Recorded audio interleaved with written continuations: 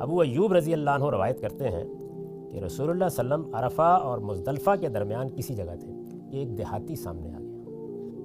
یعنی صحابہ کرام جو آپ سے واقف ہیں، جانتے ہیں، ان کا رویہ بالکل اور ہوتا ہے. ایک دیہاتی بدو سامنے آ گیا.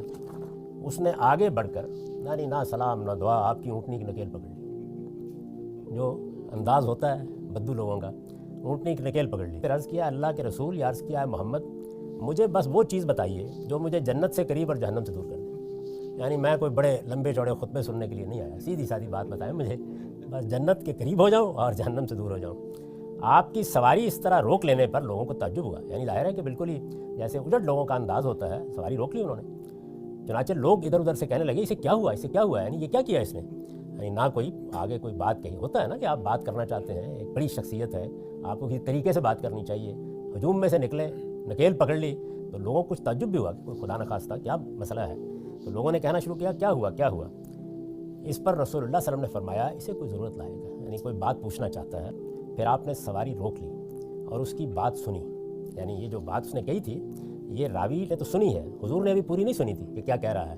تو آپ نے اپنی سواری روکی اور اس کی بات سنی.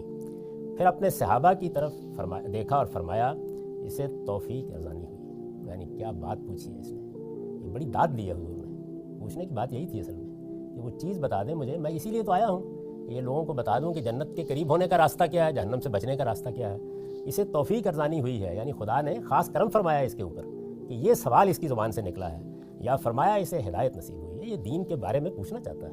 تو اس لیے لوگوں کو آپ نے روکا، وہ تھوڑا ہجوم کر رہے تھے. آپ نے اس سے کہا تم نے ابھی کیا کہا تھا. اب آپ یہ چاہتے ہیں کہ بات تو سن لی ہے، لوگ بھی سنیں اس کی بات کہ اس نے کتنا اہم، کتنا بنیادی معاملہ سامنے رکھا ہے. کیونکہ آپ کی ساری دعوت کا ہدف وہی ہے. جیسے بھی پوچھا اس نے، یعنی اسلوب کیا ہے، طریقہ کیا ہے. تو آپ نے فرمایا کہ بھائی ذرا پھر بیان کرو. راوی کا بیان ہے کہ اس نے اپنی بات دہرائی. تو نبی صلی اللہ علیہ وسلم نے اس کے جواب میں فرمایا بخدا تمہارا سوال اگرچہ مختصر ہے لیکن بات بہت بڑی پوچھ لی. یعنی اس کو مزید واضح کیا کہ کیا بات پوچھی ہے. اب جواب دیا، فرمایا تم اللہ کی بندگی کرو گے، اس کے ساتھ کسی کو شریک نہیں ٹھہراؤ گے، فرض نماز کا اہتمام رکھو گے، لازمی زکوٰۃ ادا کرو گے، رمضان کے روزے رکھو گے، بیت اللہ کا حج کرو گے، رشتہ داروں کے ساتھ صلہ رحمی کا رویہ اختیار کرو گے. جو اپنے لیے پسند کرتے ہو وہی لوگوں کے لیے پسند کرو گے، اور جو اپنے لیے پسند نہیں کرتے اسے لوگوں کے لیے بھی پسند نہیں کرو گے. یہ ہے راستہ جنت. کوئی کمی رہ گئی باقی. یعنی ایسا مختصر، ایسا جامع دین کا وہ پہلو جو خدا سے متعلق ہے اور وہ جو انسانوں سے متعلق ہے. یعنی یہ بات آپ نے بیان کی ساری کی ساری. جب بات ختم ہو گئی تو کہا اچھا میری اونٹنی کو جانے دو.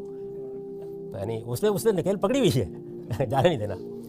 اب اس کا جواب سنیے. اس نے کہا اس ذات کی قسم جس کے قبضے میں میری جان ہے، آپ نے جو کچھ ہدایت فرمائی ہے میں اس پر اپنی طرف سے کوئی اضافہ نہیں کروں گا. یعنی ٹھیک عمل کروں گا، آگے کچھ نہیں کروں گا.